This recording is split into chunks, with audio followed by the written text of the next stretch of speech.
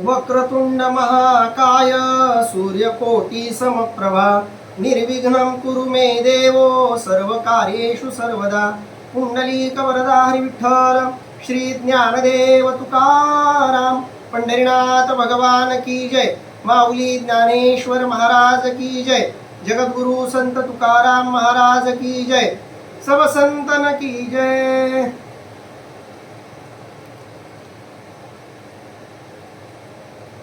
माऊली महावैष्णव ज्ञानोबारायांच्या परमश्रेष्ठ अशा ज्ञानेश्वरी ग्रंथाचं चिंतन करत आपण 7व्या अध्यायामध्ये ओवी क्रमांक किती पर्यंतचा आहे?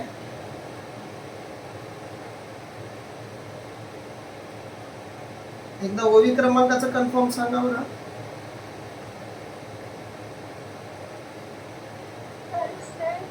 39 ते 50. हो,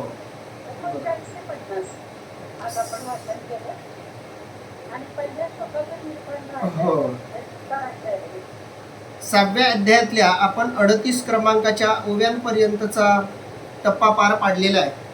आज आपण 7व्या अध्यायातल्या 39 क्रमांकाच्या पुढील ओव्यांचं निरूपण करणार आहोत, ज्यामध्ये माऊली भगवद्गीतेच्या 7व्या अध्यायातल्या पहिल्या श्लोकाचं निरूपण करणार आहेत.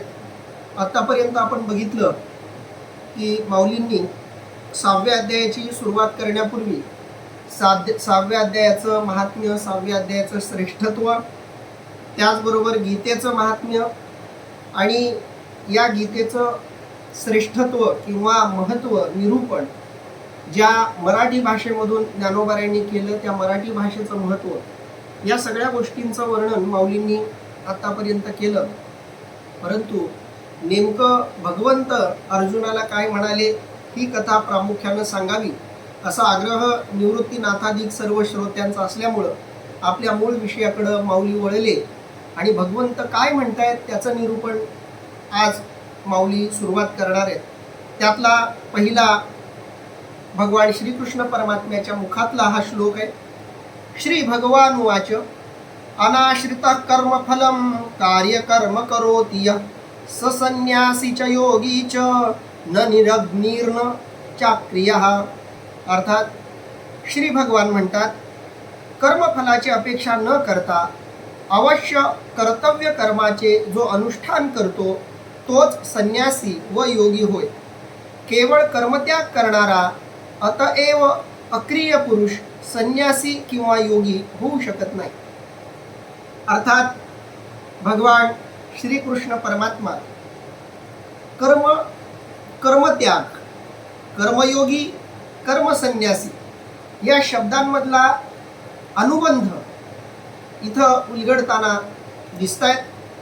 कारण समाजामध्ये संन्यासी लोकांना कर्मरत लोकांपेक्षा अधिक महत्त्व दिलं जातं. दुर्दैवानं आजही आपल्याला ते स्वरूप बघायला मिळतं. एखादा जर संन्यासी असेल तर त्याला आपण संन्यासी असल्याचा अहंकार असतो, आणि एखादी व्यक्ती कर्मरत असेल, कर्मपरायण असेल, आपल्या कामामध्ये रोजच्या व्यवहारामध्ये मग्न असेल तर त्या व्यक्तीला संन्यास घेतलेल्या व्यक्तीकडून थोडीशी दुय्यम अशी वागणूक दिली जाते. वागणूक दिली जाते म्हणण्यापेक्षा त्याला दुय्यम लेखलं जातं. आणि जी व्यक्ती स्वतः सर्व काही सर्वसंग परित्याग करून संन्यास धारण करून कर्मयोगी अशा प्रकारे स्वतःला समजून समाजामध्ये वावरत असते, स्वतःला संन्यासी, स्वतःला योगी समजत असते. आता या लोकांमध्ये, लोकसमाजामध्ये काय नेमका गोंधळ आहे, कुणाचं चुकीचं आहे, कुणाचं बरोबर आहे, याचं उत्तर आपल्याला आज मिळणार आहे. कारण भगवंत स्पष्टपणे या दोन लोकांची वर्गवारी करतायत. एक वर्ग जो निष्ठेनं कर्म करतो, कर्म करताना कोणत्याही फळाची अपेक्षा करत नाही, कर्मरत असणं आणि कोणत्याही फळाची अपेक्षा न ठेवता कर्मरत असणं, या दोघांमध्ये मात्र मूलभूत स्वरूपाचा फरक आहे.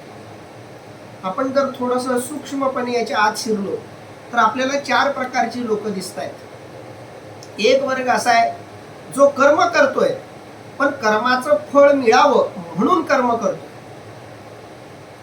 तो कर्मामध्ये रत आहे, कामामध्ये निमग्न आहे, कामामध्ये गुंतलेला आहे, पण त्या कामातून काहीतरी मिळावं ही त्याची अपेक्षा आहे, असा एक वर्ग. दुसरा वर्ग असा आहे जो काम करतोय, कर्म करतोय, कर्मामध्ये रममान आहे, पण त्या कर्मातून काही मिळावं अशी त्याची अपेक्षा नाहीये.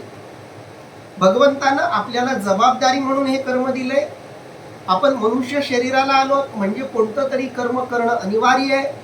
परिस्थितीनं, प्रकृतीनं, नियतीनं आपल्या समोर हे कर्म वाढून ठेवलेलं आहे, म्हणून आपल्याला हे कर्म करायचंय.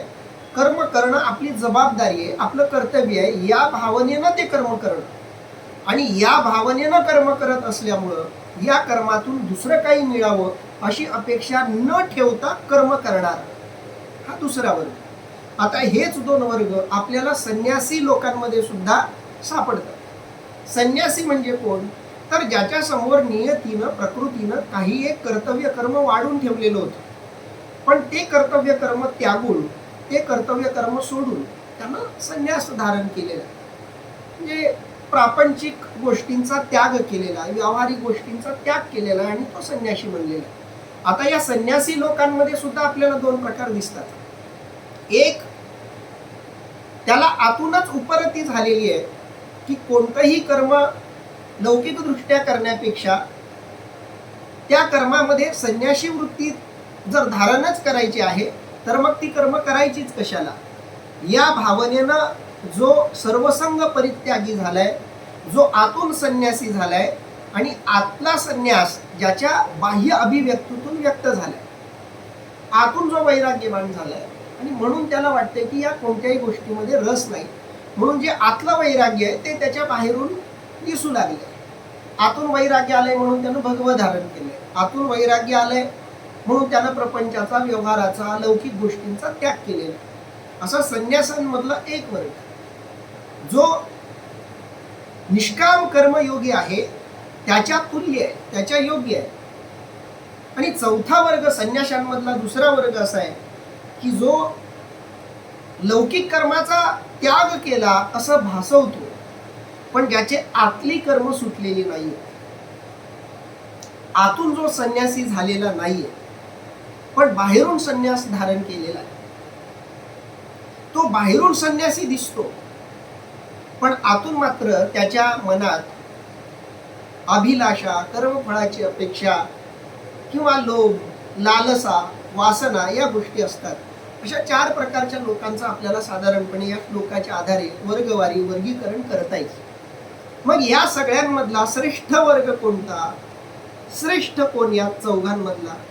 तर यामधून आपल्याला दोन लोकांना बाजूला काढता येईल की जो कर्म करतोय पण जो आतून संन्यासी आहे, आणि दुसरा जो आतूनही संन्यासी आहे आणि बाहेरूनही संन्यासी आहे. या दोन वर्गांना बाहेर काढलं तर बाकीच्या दोन वर्गांना कर्माचं जे फळ मिळणार आहे ते फळ जन्म मरणाला कारण ठरणार.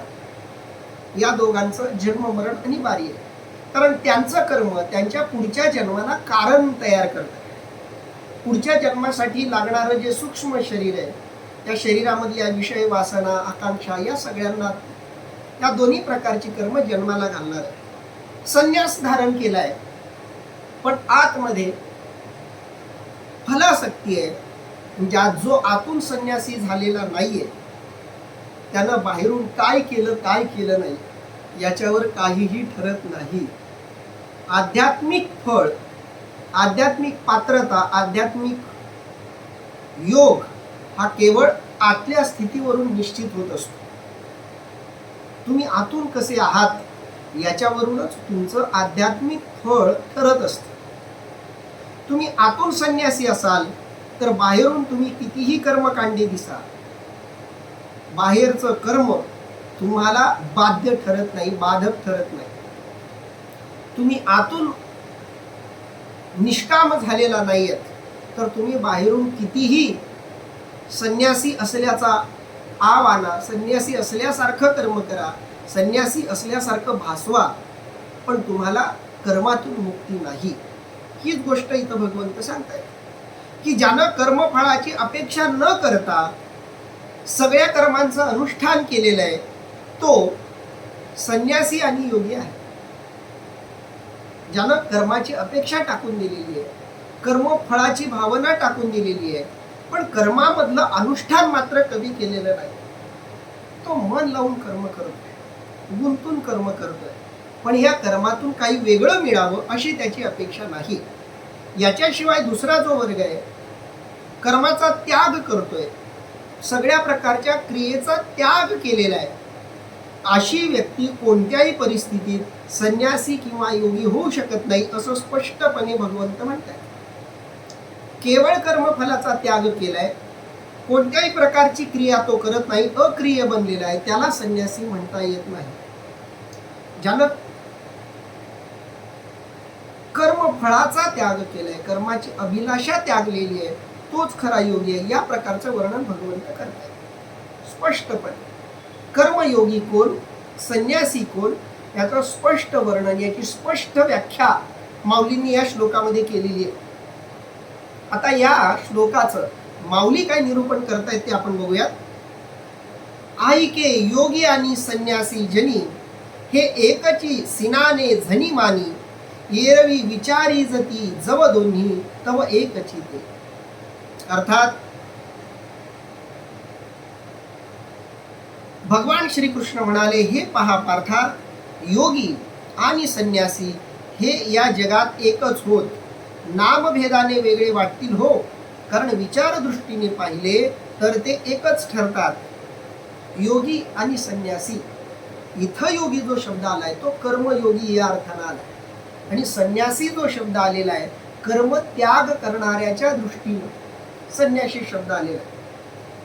कर्म त्यागणं आणि कर्मफल त्यागणं या दोनच शब्दांवर आध्यात्मिक अवस्था, आध्यात्मिक स्थिती निश्चित होत असते. कर्मत्याग आणि कर्मफल त्याग. कर्माचा त्याग हा तुम्हाला संन्यासी बनवत नाही, तुम्हाला योगी बनवत नाही. तुम्हाला कर्मफलाचा त्याग योगी बनवतो, कर्मफलाचा त्याग तुम्हाला संन्यासी बनवतो. मग तुम्ही कर्मफलाचा त्याग केला असेल तर मग तुम्ही कर्माचा त्याग करा किंवा न करा, तुम्ही संन्यासी आहात. म्हणून फळ देते चित्त बीजा ऐसे, तुकोबाराय म्हणतात, फळ देते चित्त बीजा ऐसे. तुमच्या चित्तामध्ये बीज रूपानं जी वासना आहे तीच वासना तुम्हाला फळ देत असते. तुमच्या चित्तामध्ये बीज रूपानं का होईना वासना जिवंत असेल, तुम्ही जे कर्म करताय त्यातून काहीतरी मिळावं ही अपेक्षा असेल, तर ती अपेक्षा तुम्हाला त्या कर्मामध्ये बांधते, कर्मातून मुक्त करत नाही. आणि त्या कर्माच्या फळाची अपेक्षा तुम्ही त्यागली तर तुम्ही कितीही गुंतून ते कर्म करा, ते फळ तुम्हाला बाधू शकत नाही, कारण आतून तुम्ही मुक्त आहे. जो आतून मुक्त झालेला आहे, ज्यानं आतून सगळ्या गोष्टींची बंधनं टाकून दिलेली आहेत, त्याला बाह्य बंधनं कधीही बाध्य ठरत नाहीत, बंधनात अडकवू शकत नाहीत. म्हणून माऊली सांगतायत, ऐके योगी आणि संन्यासी जनी. योगी लोक आणि संन्यासी लोक हे लोकांमध्ये हे एकची सिनाने झनी मानी. सिनाने शब्दाचा अर्थ आहे वेगवेगळे. या दोघांना तू वेगवेगळं मानत असशील, समाजही या दोघांना वेगवेगळं मानतो. कर्मामध्ये रत असलेला आणि संन्यास धारण करणारा, या दोघांनाही वेगवेगळं मानलं जातं. पण येरवी विचारी जती जव दोन्ही तव एकची ते. जो कर्मयोगी आहे, जो संन्यासी आहे, तो एकच आहे. जो कर्मयोगी आहे तो संन्यासी आहे. फक्त अट एकच आहे की कर्मयोगी हा निष्काम भावनेनं कर्म करणारा असावा. म्हणून निष्कामता याच्यासाठी योगी शब्द कर्माला जोडलेला आहे. थोडस खोलात जाऊन थोडस बारकाईनं समजून घेऊया. कर्मयोगी हा सामासिक शब्द आहे. कर्मयोगी एक पहिला शब्द आहे कर्म. ते दोन प्रकारे केलं जातं. एक अपेक्षा ठेवून आणि दोन अपेक्षा न ठेवता. या दोन प्रकारे कर्म केलं जातं. म्हणून माऊलींनी सकाम भावनेनं जे कर्म केलं जातं त्याच्यासाठी कर्म हा शब्द ठेवलेला आहे. आणि हा जो योगी शब्द जोडलाय, कर्मयोगी मधला योगी, हा योगी निष्काम भावाचा सूचक आहे. निष्काम भाव म्हणजे योगी. ज्याच्याजवळ निष्कामता आली, ज्याच्याजवळ निष्काम भाव आला, तो योगी बनला. आणि असा निष्काम जो आहे तो कर्म करत असेल तर तो कर्मयोगी झाला. म्हणजे त्याचं योगी असणं त्याच्या कर्मालाही योगी बनवतं, त्याच्या कर्मालाही योग बनवतं. एवढी श्रेष्ठता अंतरंग अवस्थेला आहे. जो आतून मुक्त आहे त्यानं पारतंत्र्याला स्पर्श जरी केला तरी पारतंत्र्य स्वतंत्र बनून जातं. एवढी त्या अंतर्गत स्वातंत्र्याला महत्व आहे. आणि जो आतून बंधनात आहे, जो आतून पारतंत्र्यात आहे, त्यानं स्वातंत्र्याला जरी स्पर्श केला तरी त्याचं ते स्वातंत्र्य पारतंत्र्यामध्ये रूपांतरित होत असतं. म्हणून आतून तुम्ही कसे आहात ते तुमचं असणं ठरवत असतं. तुमची आध्यात्मिक प्रगती अधोगती ही तुमच्या अंतर्गत अवस्थेवरून ठरत असते, निश्चित होत असते. म्हणून माऊलींनी सुंदर शब्द वापरलाय, कर्मयोगी तोच आहे जो आतून संन्यासी आहे आणि बाहेरून कर्म करतो. कर्मयोगी, बाहेरून कर्म, आतून योगी, तो कर्मयोगी. संन्यासी जो बाहेरूनही संन्यासी आहे, आतूनही संन्यासी आहे. कर्मयोगी हा आतून संन्यासी आहे, बाहेरून कर्मवान आहे. तो बाहेरून कर्म करतो, आतून मात्र तो योगी आहे. आपण जे कर्म करतो त्यातून काही मिळवायची त्याची अपेक्षा राहिलेली नाही. या दृष्टीनं माऊली म्हणतायत कर्म आणि संन्यासी या दोघांनाही लोकांमध्ये वेगवेगळं मानलं जातं, पण वैचारिक दृष्ट्या तत्वतः विचार केला तर हे दोघंही एकच आहेत, अशा प्रकारचं वर्णन माऊली करतायत. पुढं माऊली म्हणतायत, सांडीजे दुजया नामाचा आभासू तरी योगी तोची संन्यासू पाहता ब्रह्मी नाही अवकाशू दोही माझी. अर्थात नामात येणारा दुजेपणाचा आरोप सोडला तर योग तोच संन्यास होय. कारण ब्रह्मदृष्टीने पाहता या दोघात भेदाला अवसर नाही. माऊली तत्वतः विचारतः सत्य जे आहे, वास्तव जे आहे ते सांगतायत. सांडीजे दुजया नामाचा आभास, दोन वेगवेगळ्या नावाचा आभास आहे. संन्यासी शब्द ऐकायला वेगळा आहे, संन्यासी शब्दाला वेगळा अर्थ आहे. संन्यासी शब्दाचं जे अर्थवलय आहे, अर्थावकाश ज्याला आपण म्हणतो, शब्दाला अर्थ असतो आणि अर्थाला एक अवकाश असतो.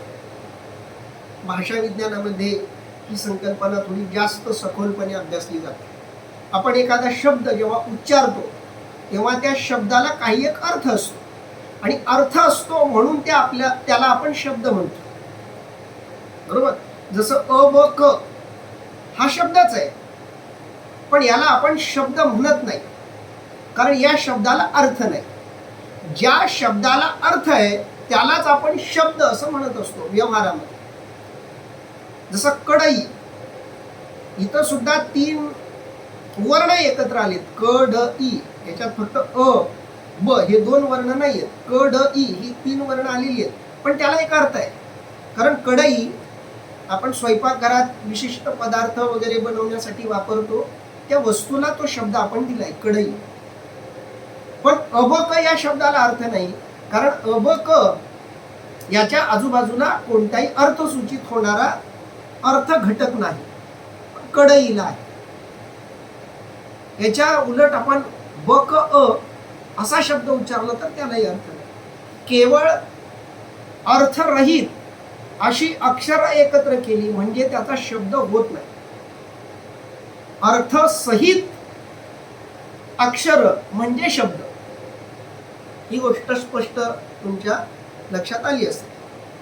जसं माझं नाव ज्ञानेश्वर आहे, ज्ञानोबारायांचं नाव ज्ञानेश्वर ठेवलं, त्याच्यामध्ये ज्ञा हे एक अक्षर घेतलं, ने एक अक्षर घेतलं, श्व हा हे संयुक्त अक्षर घेतलं आणि र हे एक अक्षर घेऊन ज्ञानेश्वर शब्द तयार झाला. त्याला काही एक अर्थ आहे.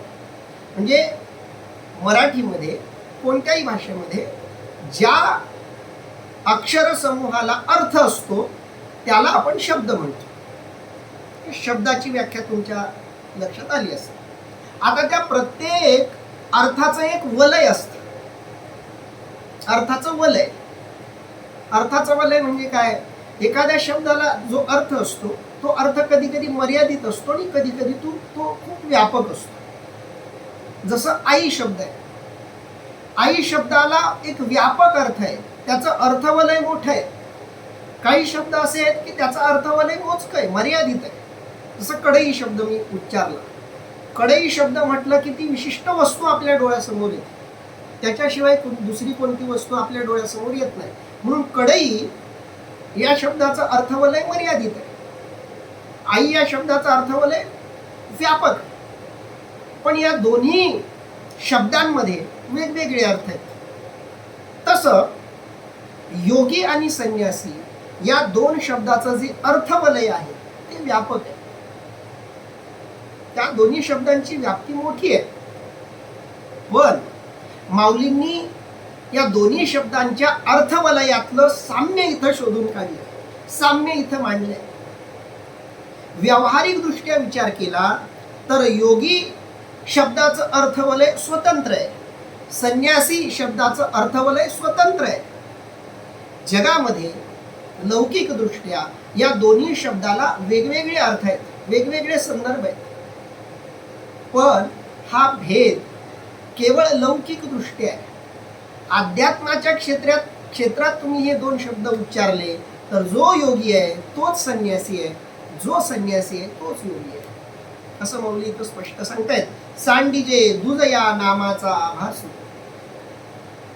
लोकांमध्ये, जगामध्ये व्यावहारिक दृष्ट्या या दोन्ही शब्दामध्ये वेगळेपणा असल्याचा आभास निर्माण होतो, भास निर्माण होतो, आरोप होतो. इथं दिलेला अर्थ आहे आरोप. जे सत्य नाही, जे असत्य आहे त्याचा सत्यावर आरोप होणं, ब्लेम, दोषारोप. या अर्थानं माऊली सांगतायत या दोघांना वेगळं मानणं हा आरोप आहे, गुन्हा आहे तो. हे दोघं वेगळे नाही आहेत. जरी लौकिक दृष्ट्या ते वेगळे असले तरी आध्यात्मिक दृष्ट्या हे दोघं वेगळे नाही आहेत.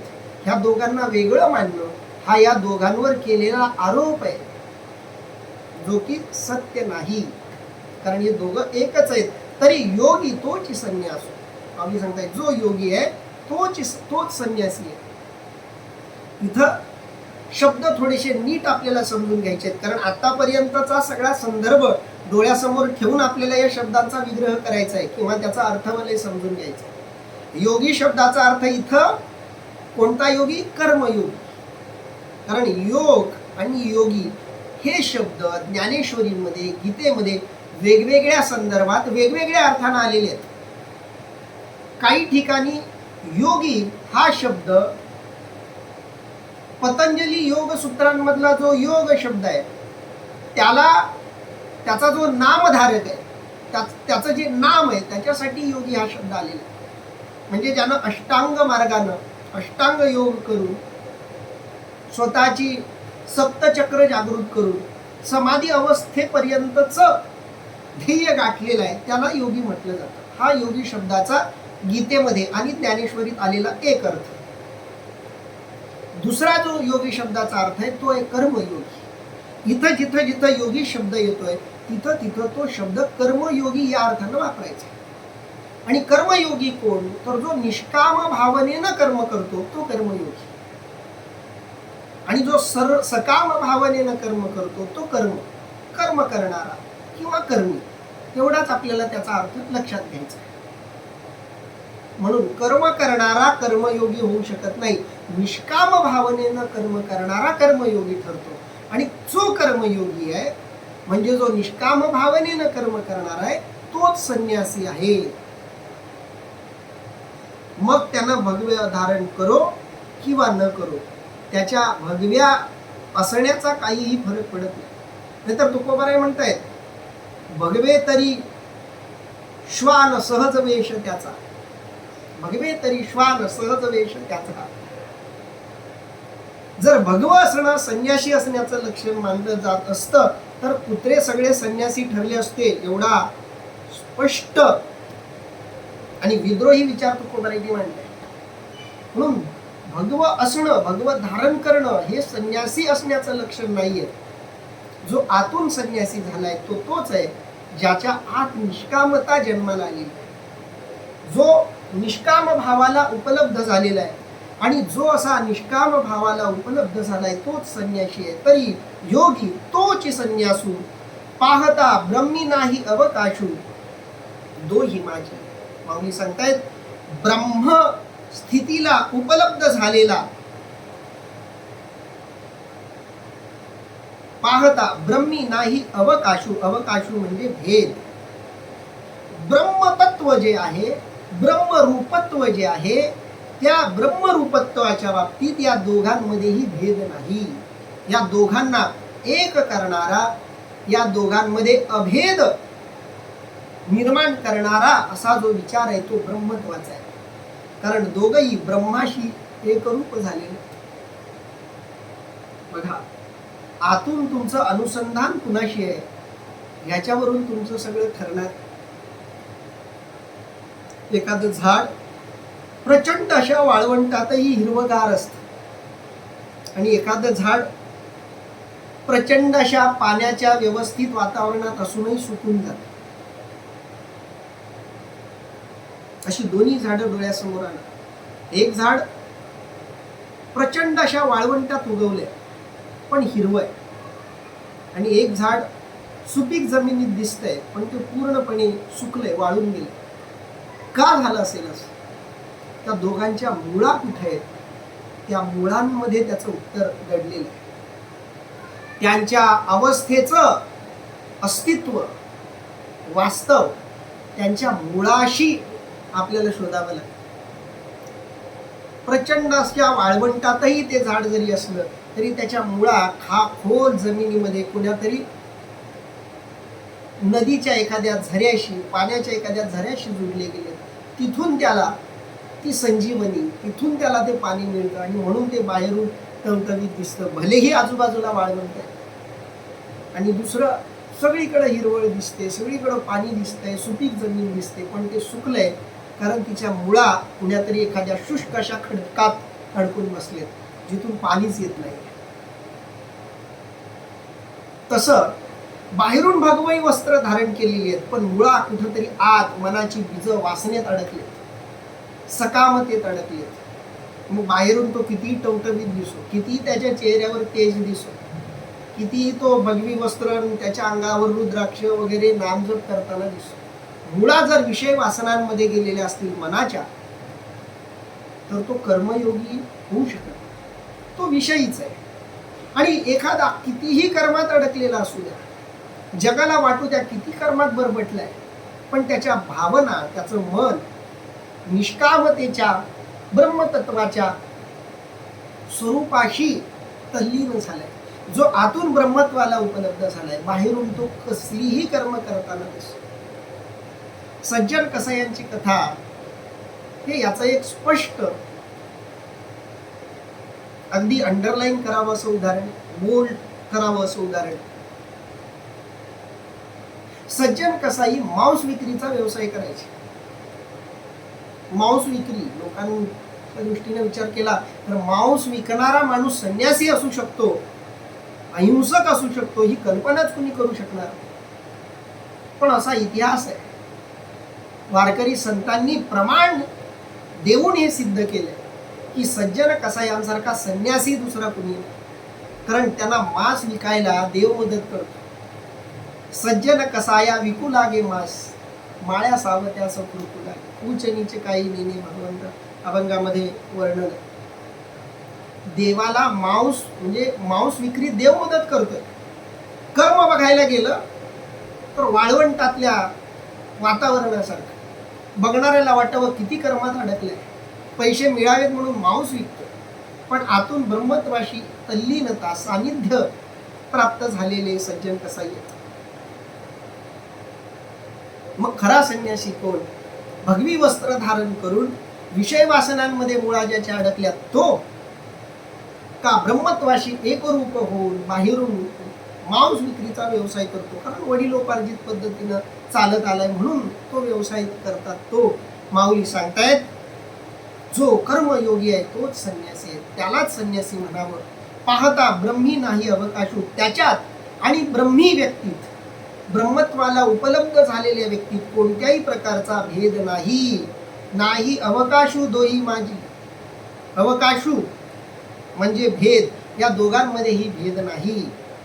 जैसे नामाचेनी अनारिसेपणे, एका पुरुषाते बोलावणे, का दोही मार्गी जाणे एका चिठाया. आता माऊलींचे दृष्टांत सुरू झालेत. हा झाला सिद्धांत.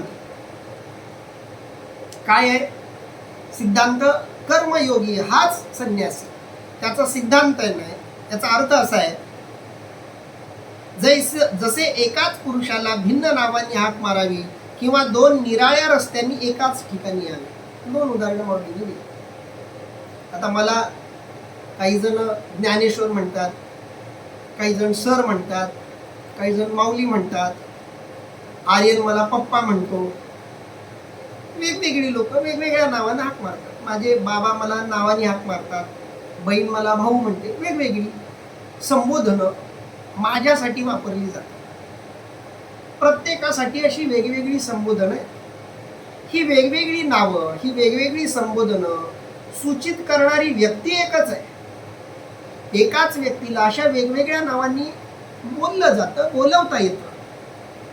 माऊली सांगतायत अशा ठिकाणी जैसे नामाचेनी अनारिसेपणे, एका पुरुषाते बोलावणे, एकाच पुरुषाला वेगवेगळ्या नावांनी जसं बोलावता येतं, तिथं भेद फक्त शब्दांचा आहे.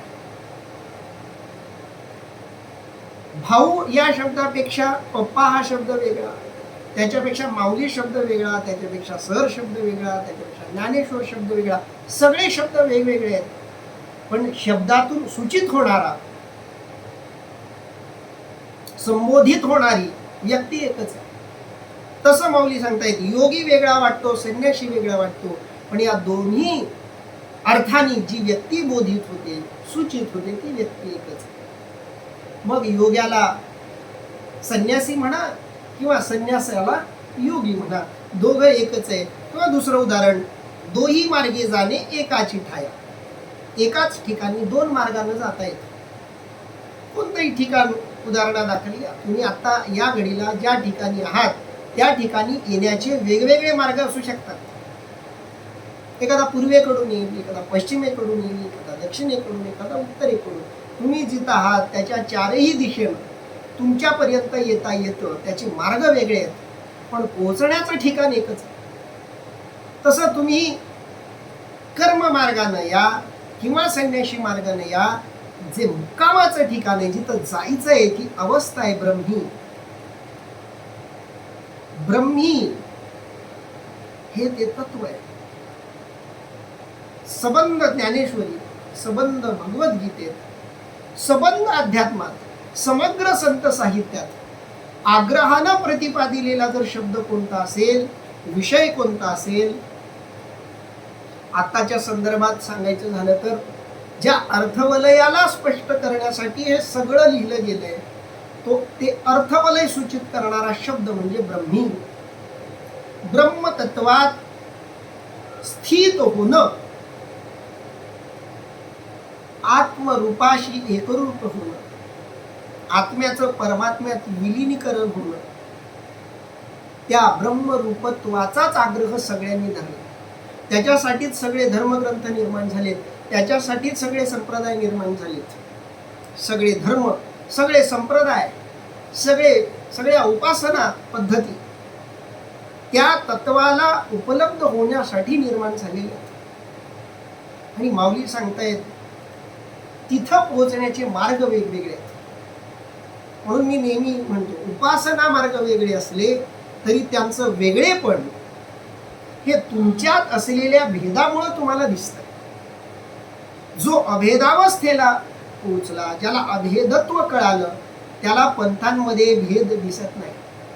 त्याला वारकरी, त्याला महानुभावी, त्याला दत्तपंथी, त्याला नाथपंथी, त्याला समर्थपंथी एकच दिसतो.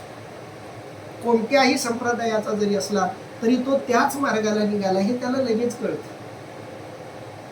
मार्ग वेगळे आहेत, पोहोचायचं जिथे आहे ते मुक्कामाचं ठिकाण एकच आहे. आता पंढरपूरला सगळ्या दिंड्या जातात. किती सुंदर रूपक आहे हे वारीचं. पंढरपूरला सगळ्या दिंड्या येतात. ज्ञानोबारायांची जाते, तुकोबारायांची, सोपान काकांची, निवृत्तीनाथांची, मुक्ताबाईंची, जनाबाईंची, गोरोबा काकांची, सावता माळ्यांची, सेना नाव्यांची, भगवानगडावरून भगवान बाबांची, ज्ञानेश्वर माऊलींची चाकरवाडीवरून, वेगवेगळ्या गावातून त्या त्या संतांच्या दिंड्या जातात, वेगवेगळ्या मार्गाने जातात. पण पोहोचायचंय पंढरपूरलाच. सुंदर दृष्टांत आणि रूपक आहे. तसं संप्रदायही वेगवेगळे आहेत, धर्म वेगवेगळे आहेत, पंथ वेगवेगळे आहेत. पण जिथं या सगळ्या पंथांना पोहोचायचंय, जिथं पोहोचण्यासाठी या पंथांची, उपासना मार्गांची, धर्म मार्गांची निर्मिती झालेली आहे, ते मुक्कामाचं ठिकाण एकच आहे. माऊली सांगतायत का दोही मार्गी जाणे एकाची ठाया. सगळ्या मार्गातून एकाच मुक्कामाला, एकाच ठिकाणाला जसं जायचं असावं, अगदी त्या पद्धतीनं कर्म मार्गानं जा किंवा संन्यासी मार्गानं जा, पोहोचायचं ब्रह्मत्वाच्या ठिकाणीच. ना तरी एकची उदक सहजे, परी सिनाना घटी भरीजे, तैसे भिन्नत्व जाणीजे योग संन्यासांचे. अर्थात किंवा पाणी स्वभावतः एकच असता निरनिराळ्या घटात भरले तर जसे भिन्न वाटते, तसेच योग व संन्यास यांचे भिन्नत्व आहे असे समज. माऊलींनी तिसरा दृष्टांत दिला. पाणी आहे, फुग्यातही भरता येतं, ग्लासातही भरता येतं, माठातही भरता येतं, कळशीतही भरता येतं, रांजणातही भरता येतं, तलावातही भरता येतं, एखाद्या खड्ड्यातही भरता येतं. पाण्याला भरण्याचे मार्ग वेगवेगळे आहेत, पण या सगळ्यांमध्ये पोचलेलं पाणी पाणी म्हणून एकच आहे. पाणी म्हणून पाण्यात कोणताही भेद नाही. मग ते पाणी ग्लासातलं असो, वाटीतलं असो, माठातलं असो, नदीतलं असो, तळ्यातलं असो, झऱ्यातलं असो, समुद्रातलं असो, कशातलंही असो. ना तरी एकची उदक सहजे. उदक म्हणजे पाणी. पाणी सगळ्या ठिकाणी. परी सिनाना घटी भरीजे. घटी म्हणजे आकार. वेगवेगळ्या आकारांमध्ये ते पाणी भरलंय. हे जे नावं मी घेतली ते आकाराचे फक्त सूचक आहेत. समुद्र आकार, नदी आकार, झरा आकार, तलाव आकार, धरण आकार, माठ आकार, वाटी आकार, तांब्या आकार, ग्लास आकार, हे सगळे आकार आहेत. पण ह्या आकारात जे पाणी आहे ते निराकार आहे. ज्याचं लक्ष निराकारावर आहे त्याला आकाराने फरक पडत नाही, त्याला आकार बाधत नाही. ज्याचं लक्ष आकारावर आहे तो निराकारालाही आकारवान मानतो, आणि जो आतून निराकार आहे त्याला आकारातही निराकार दिसतो. म्हणून तुमचं केंद्र काय आहे जगण्याचं? तुमचं केंद्र जर निराकार असेल, निरंकार असेल, तर तुम्हाला आकार दिसणारच नाही. त्या आकारातही तुम्ही निरंकार बघा, निराकार बघा. जसं सोनार, त्याच्या दुकानात वेगवेगळ्या आकाराचे अलंकार असतात, पण सोनाराच्या डोक्यात ते अलंकार नसतात. त्याच्या नजरेत फक्त ते सोनं असतं. मटेरियल, त्याच्यावर त्याचं लक्ष असतं. त्या मटेरियलला आकार काय दिला याच्याकडे त्याचं लक्ष नसतं. मग त्या सोन्याचं ब्रेसलेट बनवा, अंगठी बनवा, मंगळसूत्र बनवा, कानातले बनवा, नाकातले काही बनवा, काही बनवा, कंबरपट्टा बनवा, काही बनवा. ज्याचं लक्ष निराकारावर आहे तो सोन्यावर लक्ष ठेवतो, ज्याचं लक्ष आकारावर आहे तो सोन्याच्या आकारावर लक्ष ठेवतो. आपल्या जगण्याचं केंद्र आकार आहे का निराकार आहे याच्यावरून आपलं आध्यात्मिक भविष्य ठरत असतं. ज्याचं लक्ष निराकारावर आहे तो ब्रह्मत्वाशी येतो, त्याला मग भेद काहीच दिसत नाही. त्या भेदातही तो अभेदत्व पाहतो. जसं वेगवेगळ्या आकाराच्या वस्तूंमध्ये असलेलं पाणी पाणी म्हणून एकच आहे, आकाराचा फक्त भेद आहे. ना तरी एकची उदक सहजे, परी सिनाना घटी भरीजे. सिनाना म्हणजे वेगवेगळे, विविध, घटी म्हणजे आकार, भरीजे तैसे भिन्नत्व जाणीजे योग संन्यासांचे. योग आणि संन्यास हे फक्त आकार आहेत, या दोघांमध्ये असलेलं जे तत्व आहे ते ब्रह्मतत्व आहे, ब्रह्मलीनता आहे. ही ब्रह्मलीनता प्राप्त झाली की मग आकार कशाचा आहे? मग त्यानं भगवी वस्त्र धारण करो तरीही तो ब्रह्मीच आहे, आणि तो कर्मात गुंतलेला दिसो तोही ब्रह्मीच आहे, ब्रह्मज्ञानीच आहे. आईके सकळ संमते जगी, अर्जुनागा तोच योगी, जो कर्मे करोनी रागी नोहीची फळी. अर्थात अर्जुना, जो कर्म करून त्यांच्या फलाविषयी निरीच्छ असतो त्यालाच योगी म्हणावे, हे जगातील सर्वांना मान्य आहे. माऊली सांगतायत, आपण जे बोलतोय, आपण जे सांगतोय त्याला अनेकांचे पुरावे जोडणं हे चांगल्या वक्त्याचं लक्षण आहे. चांगला अभ्यासू वक्ता जो असतो तो आपल्या बोलण्याला पुष्टी जोडत असतो. संशोधनाच्या क्षेत्रात, अभ्यासकांच्या क्षेत्रात हा एक मोठा पायंडा आहे, चांगला पायंडा आहे की आपण जे बोलतोय, जे मांडतोय त्याला अनेकांचं समर्थन आहे असं सिद्ध करून आपलं म्हणणं मांडणं ही विषय मांडण्याची चांगली पद्धत. आमच्या संशोधनाच्या क्षेत्रात, अभ्यासकांच्या क्षेत्रात अशी मान्यता आहे की जेव्हा तुम्ही नवे नवे अभ्यासक असता तेव्हा तुम्ही इतरांचं म्हणणंच मांडण्याची सवय लावा. म्हणून आम्ही जेव्हा नव्यानं संशोधन करतो, MPhil PhD ही आमची संशोधनाची सुरुवात असते. याच्यामध्ये प्रबंधाची मांडणी करताना एखादं विधान आपण केलं तर त्या विधानाला अनेक अभ्यासकांची पुष्टी जोडणं हे गरजेचं असतं. आणि जेव्हा तुम्ही असे विधान करत करत संशोधनात थोडी प्रगती करता तेव्हा एक वेळ अशी येते की तुमचं विधान सिद्ध करण्यासाठी इतरांच्या विधानाची पुष्टी गरजेची नसते, तुमचं विधान हीच एक पुष्टी असते.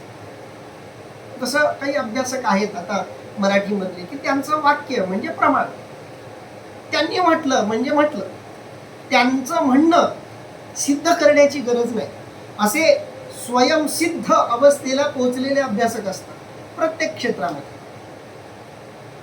पण त्याच्या आधी आपण जे बोलतोय त्यांना पुष्टी जोडणं गरजेचं असतं. माऊलींनी आधी इथं पुष्टी जोडलेली आहे, भगवंतांना अशी पुष्टी जोडलेली आहे.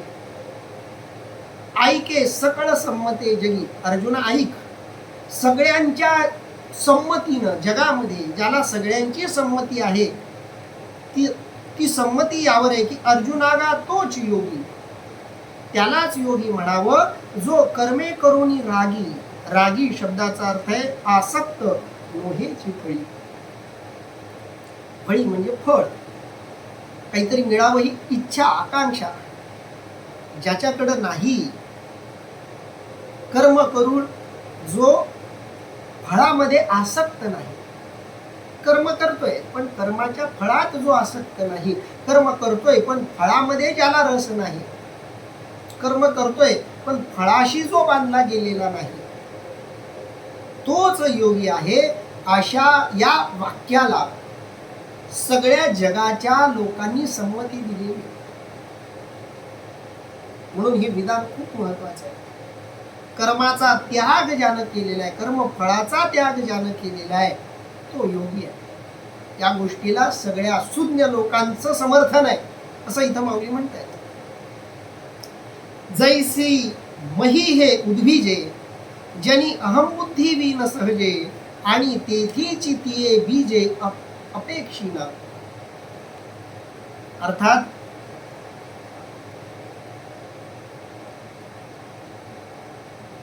ज्याप्रमाणे पृथ्वी ही वृक्षादिकांना जन्म देऊन त्याबद्दल अहमबुद्धी धरत नाही किंवा त्यांना येणाऱ्या फलादिकांची अपेक्षा करत नाही. मी नेहमी म्हणतो आपल्या भारतीय संस्कृतीमध्ये पंचमहाभूतांना देवता मानलं गेलं.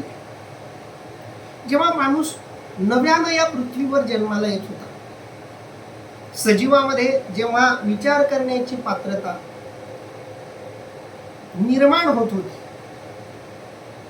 त्यावेळी सगळ्या जीवांना, सगळ्या सजीवांना देवता म्हणून कुणाला पूजावं वाटलं तर ते पंचमहाभूत. म्हणून आपली जी आदी मानव होते, जुनी माणसं, पंचमहाभूतांना देव मानायचे. पृथ्वी, आप, तेज, वायू आणि आकाश. आपल्या बोटांमध्ये ही 5 तत्व आहेत.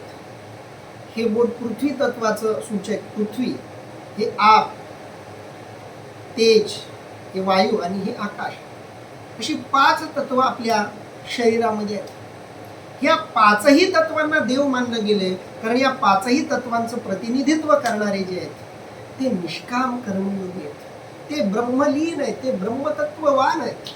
आणि माऊलींनी या 5ही जणांची उदाहरणं ज्ञानेश्वरीमध्ये वेळोवेळी दिलेली आहेत. त्यातल्या एका तत्वाचं माऊलींनी इथं उदाहरण दिले, ते म्हणजे पृथ्वी तत्व. पृथ्वी तत्वाचं माऊलींनी उदाहरण दिले, जैसी मही हे उद्भिजे. मही म्हणजे पृथ्वी. जैसी मही हे उद्भिजे. उद्भिजे शब्दाचा अर्थ आहे वृक्षादी. जनी, जनी म्हणजे उत्पन्न करणे. अहम बुद्धी लीन सहजे. पृथ्वी स्वतःच्या आतून अगणित अशा वृक्षांना जन्म देते. कित्येक वृक्षांना, कित्येक झाडांना, फळांना, फुलांना, रोपांना ही पृथ्वी जन्म देते. पण ती कधी या गोष्टीचा अहंकार बाळगत नाही. अहमबुद्धी वीन सहजे. कोणत्याही अहंकाराशिवाय ही पृथ्वी जशी वृक्षांना जन्म देते. आणि तेथीची तिये बीजे अपेक्षिना. आणि त्या बीजांकडूनही ती कोणत्याही गोष्टीची अपेक्षा करत नाही. पृथ्वीनं सुंदर असं एखादं झाड जन्माला घातलं, त्या झाडाच्या फळांकडूनही पृथ्वीला काही अपेक्षा नाही आणि त्या झाडांकडूनही पृथ्वीला काही अपेक्षा नाही. ती फक्त जन्माला घालायचं काम करते. माऊलींनी अशी सूर्याची उदाहरणं दिलेली आहेत. माऊलींनी अशी समुद्राची उदाहरणं दिलेली आहेत. माऊलींनी पाण्याची उदाहरणं याच पद्धतीने दिलेली आहेत. सगळ्या पंचमहाभूतांची उदाहरणं माऊलींनी या दृष्टीने दिली आहेत, कारण 5ही महाभूत निरपेक्ष भावनेनं कर्म करतात. अग्नी निरपेक्ष भावानं, पाणी, पृथ्वी, आकाश, या सगळ्या पंचमहाभूतांनी जे कर्म केले ते निष्काम भावनेने केले, कोणती अपेक्षा न ठेवता केले. म्हणून माऊली सांगतायत, इथं माऊलीने पृथ्वीचं उदाहरण दिले, जैसी मही हे उद्भिजे. पृथ्वी ज्या पद्धतीनं झाडांना जन्माला घालते, जनी जन्माला घालते, अहम बुद्धी वीन सहजे, कोणताही अहंकार न बाळगता ती हे करते. आणि तेथीची तिये बीजे अपेक्षिना. त्यातूनही तिला काही मिळवायची जशी अपेक्षा नसते, तैसा अन्वयाचे नि आधारे जातीचे नि अनुकरे जे जेणे अवसरे करणे पावे. अर्थात तसेच मागील कुलाचाराप्रमाणे आणि आपल्या वर्णाश्रमाला अनुसरून असे जे कर्म ज्यावेळी करणे प्राप्त आहे, तैसा अन्वयाचे नि आधारे. अन्वय शब्दाचा अर्थ इथं दिलाय कुलाचार. आपल्याला आजच्या परिप्रेक्षात या शब्दाचा अर्थ समजायचा, समजून घ्यायचा. कारण ज्ञानेश्वरी ही कालातीत असली तरी काळाचे संदर्भ तिला चिकटलेले आहेत हे नाकारता येत नाही. पण काळाच्या संदर्भात असलेल्या त्या अर्थाला, काळाच्या संदर्भाच्या निरपेक्ष पलीकडे जाऊन आपल्याला त्या शब्दांचा अर्थ लक्षात घ्यायचा आहे. माऊलीने शब्द वापरलाय अन्वयाचे नि आधारे. आता अन्वयाचा इथं दिलेला अर्थ आहे कुलाचार. आपण त्याचा अर्थ वेगळा लावायचा, कारण आज आपण 21व्या शतकात 2026 मध्ये आहोत. आता आपण संविधानाच्या नियंत्रणात जगतोय. संविधान हे धर्मसंमत आहे, समाजसंमत आहे, संसद संमत आहे. म्हणून त्या परिप्रेक्षात आपल्याला या ओव्यांचा अर्थ लक्षात घ्यावा लागेल. तैसा अन्वयाचे नि आधारे या शब्दाचा आपल्याला घेता येईल असा अर्थ आहे आपला जो स्वभाव आहे, जे आपल्याला करावंसं वाटतं, जे करण्यात आपल्याला आनंद मिळतो आणि जे करण्यानं इतरांचंही हित होणार आहे, असा जो मार्ग आहे तो आपल्यासाठी अन्वयाचा मार्ग आहे, तो आपल्यासाठी कुलाचाराचा मार्ग आहे, तो आपल्यासाठी वर्णाश्रम धर्माचा मार्ग आहे, तो आपला वर्ण आहे. तैसा अन्वयाचे नि आधारे जातीचे नि अनुकरे. अनुकरे शब्दाचा अर्थ आहे अनुरूप. आता इथं पुन्हा जातीचे नि अनुरूपे याचा पुन्हा अर्थ आपल्याला आजच्या काळाच्या परिप्रेक्षात घ्यायचा आहे. माझी जात कोणती, याला जो आपण प्रचलित जात या शब्दाचा अर्थ लावतो तो इथं अर्थ नाहीये. जात शब्दाचा अर्थ आहे स्वभाव. स्वभाव वा प्रमाण, स्वभावाला अनुसरून. तुमचा स्वभाव कसा आहे, ज्ञानाला प्रधानता देणार आहे, कर्माला प्रधानता देणार आहे, अर्थार्जनाला प्रधानता देणार आहे, वाणिज्याला कशाला प्रधानता देणार आहे, त्या तुमच्या स्वभावाप्रमाणे तुम्ही आपलं कर्म निवडायचं आहे. जे जेणे अवसरे करणे पावे, आणि त्या कर्माला अनुसरून ज्यावेळी जे करणं योग्य आहे ते तैसेची उचित करी परी साटोपू नोहे शरीरी आणि बुद्धीही करोनी फळवेरी जायची. अर्थात ते सर्व यथाविधी करून त्याबद्दल आपल्या ठिकाणी अहंकार बुद्धी धरीत नाही आणि बुद्धीही फळाच्या आशाकडे जात नाही. ते तैसेची उचित करी, जे आपल्या स्वभावाप्रमाणे आपल्या वाट्याला आलेलं आहे, जे आपल्या समोर आलेलं आहे ते आपल्या स्वभावाप्रमाणे जो करतो. परी साटोपू नोहे शरीरी. साटोपू शब्दाचा अर्थ अहंकार. ते कर्म केल्याचा अहंकार ज्याच्या आत जन्माला येत नाही, म्हणजे कर्म केल्याचा अहंकार येत नाही. आणि दुसरं बुद्धीही करोनी फळवेरी. फळवेरी म्हणजे फळाच्या आशेकडे ज्याची बुद्धीही जात नाही, असं माऊली इथं वर्णन करतायत. इथं आपण थांबूयात. राहिलेल्या ओव्यांचं निरूपण आपण उद्या करूयात. कुंडलिक वरदारी विठ्ठल श्री ज्ञानदेव तुकाराम. पंढरीनाथ भगवान की जय. माऊली ज्ञानेश्वर महाराज की जय. जगद्गुरु संत तुकाराम महाराज की जय. सब संतन की जय.